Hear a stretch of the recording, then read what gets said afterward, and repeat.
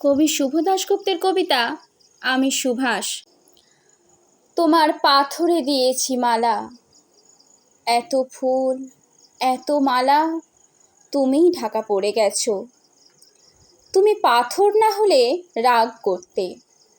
56 বছর আগের এক মধ্যরাতে এলগিন রোডের 3 তলার ঘরে আলো জ্বলছিল।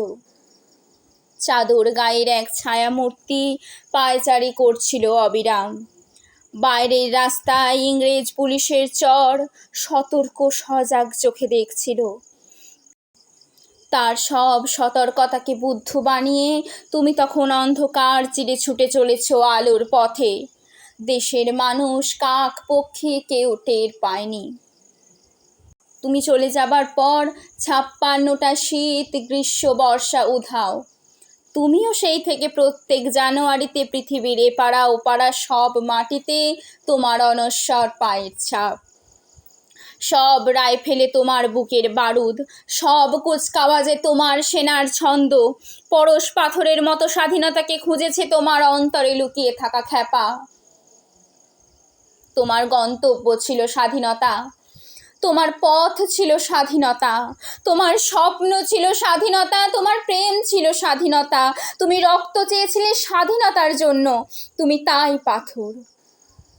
যারা স্বাধীনতার আড়ালে চেয়েছিল গদি, চেয়েছিল সিংহাসন, ইংরেজের ছেড়ে যাওয়া লুটের রাজ্যপাট, তারা রইল সুখে। ভারতবর্ষের টাকায় তাদের মুখ, তোমার নয়। ভারতবর্ষের অফিসে আদালতে তাদের ছবি, তোমার নয়। ভারতবর্ষের সংবিধানে তাদের শৈশাবত, তোমার নয়।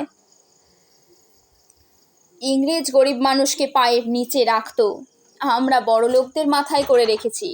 স্মাগলার কিংবা ডাকাত থেকে জোর হাতে সভাপতির আসনে আহ্বান করেছি।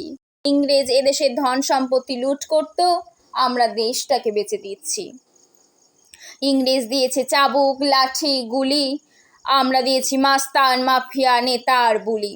ইংরেজ দিয়েছে কালাপানি সেলুলার জেল, আমরা দিয়েছি টিভিতে সুপারহিট মোকাবিলা আর আইনসভায় আয়ারাম গয়ারামের খেল।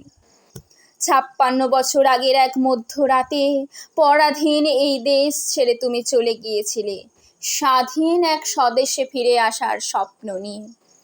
তুমি ফিরে আসোনি, স্বাধীনতা এসেছে। তার কাঁধে ঝুলি ভরে নিয়ে এসেছে ভোট নামক রাজসূয় যজ্ঞ, গণতন্ত্র নামক চিরায়ত মাৎসন্যায়, প্রগতি নামক লোক ঠকানো স্ট্যাটিস্টিক্স, সংহতি নামক বিস্ফোরণের চুরমার, ঐতিহ্য নামক মন্দির মসজিদের ঝগড়া, আর সমুদ্র হিমাচল ভরিয়ে দেয়া ভাষণ ভাষণ ভাষণ। 56 বছর ধরে তুমি পাথর হয়ে আছো। 56 বছর ধরে ভারতবর্ষ অধীর অপেক্ষায় কান পেতে আছে। ইথার তরঙ্গে কবে হঠাৎ শোনা যাবে স্বাধীনতার নিজস্ব কণ্ঠস্বর, আমি সুভাষ বলছি।